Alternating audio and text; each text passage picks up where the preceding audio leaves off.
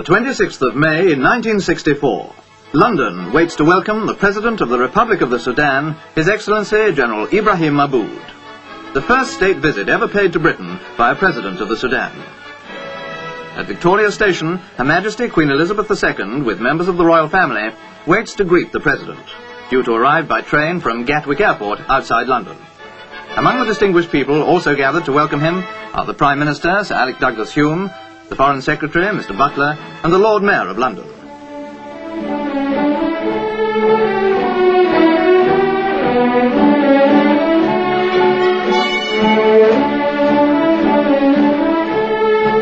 The Queen's husband, His Royal Highness Prince Philip, Duke of Edinburgh, had met the President at the airport and accompanied him on the special train to London.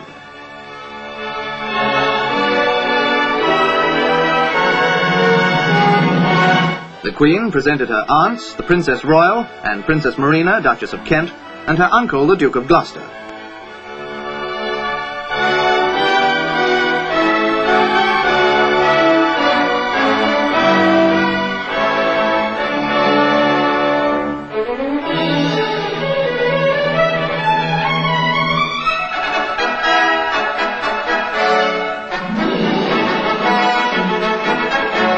Then it was the turn of the waiting dignitaries to welcome the Queen's distinguished guest.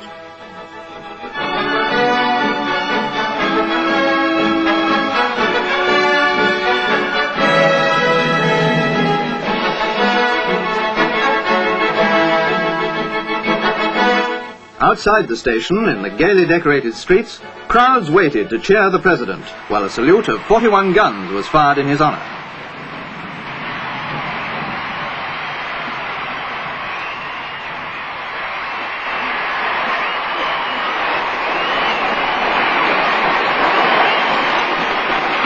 Special wave from the President to his fellow countrymen waiting to greet him.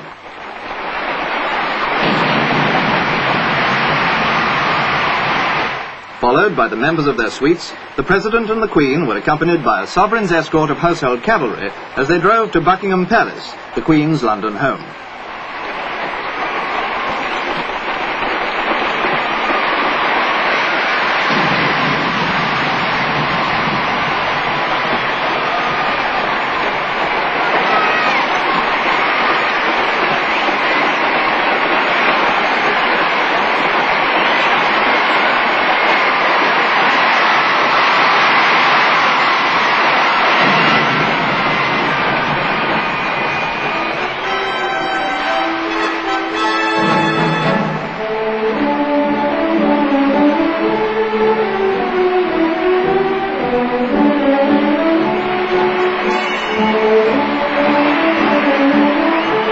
The British and Sudanese people have long been linked in history, and the crowds were eager to greet the leader of this great African nation.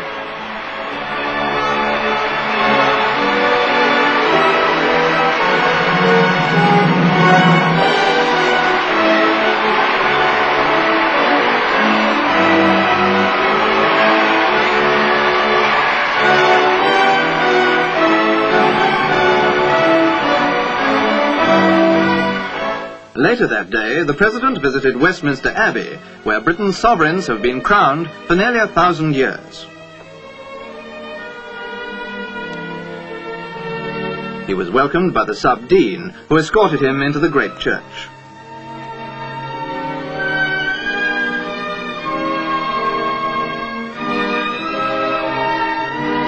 At the grave of the unknown warrior, the President laid a wreath in tribute to the British servicemen who died in 2 world wars.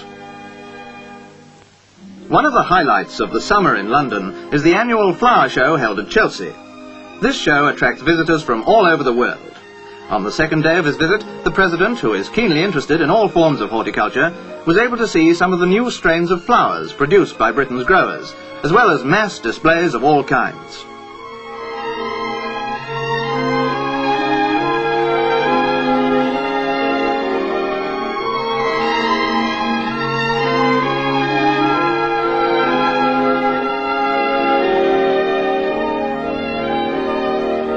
That evening, at Lancaster House, the Foreign Secretary and his wife were hosts at a British government dinner given in the President's honour.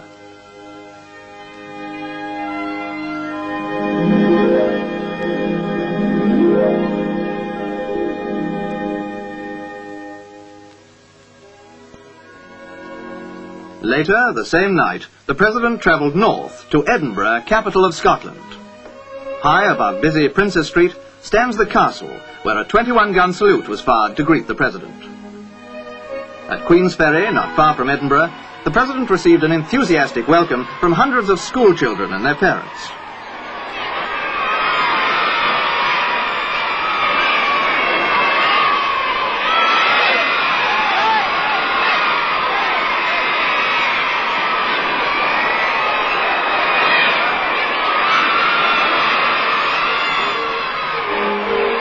From Queensferry, it's only a short distance to the new Forth Road Bridge, now under construction alongside the famous Forth Railway Bridge. When complete, the road bridge will provide a new highway from Edinburgh to the north of Scotland. It'll be the longest bridge in Europe and the fourth longest in the world. The President spent some time looking at the structure and talking to some of the men working on it.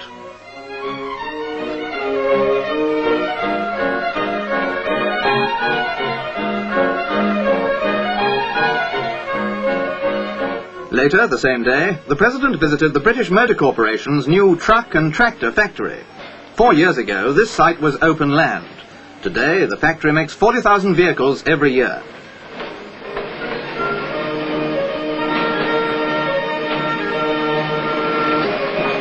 Back in Edinburgh, the President was guest of honour at a tea party given by the British Council. Here, he was able to meet and talk with a number of Sudanese students who are studying in Britain.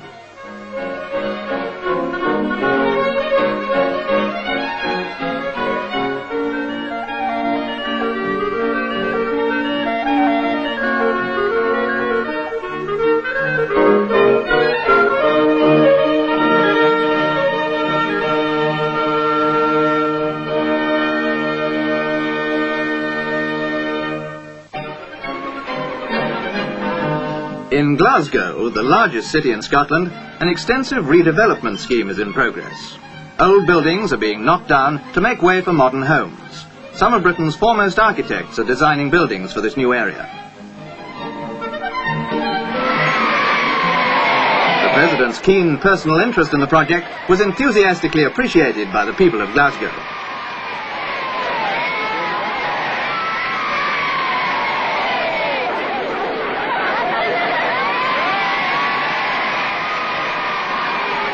Although Glasgow is a huge industrial city, it stands close to some of the most beautiful scenery in Scotland. A fine way to enjoy it is to take a steamer across Loch Lomond, one of the most famous and lovely stretches of water in Britain.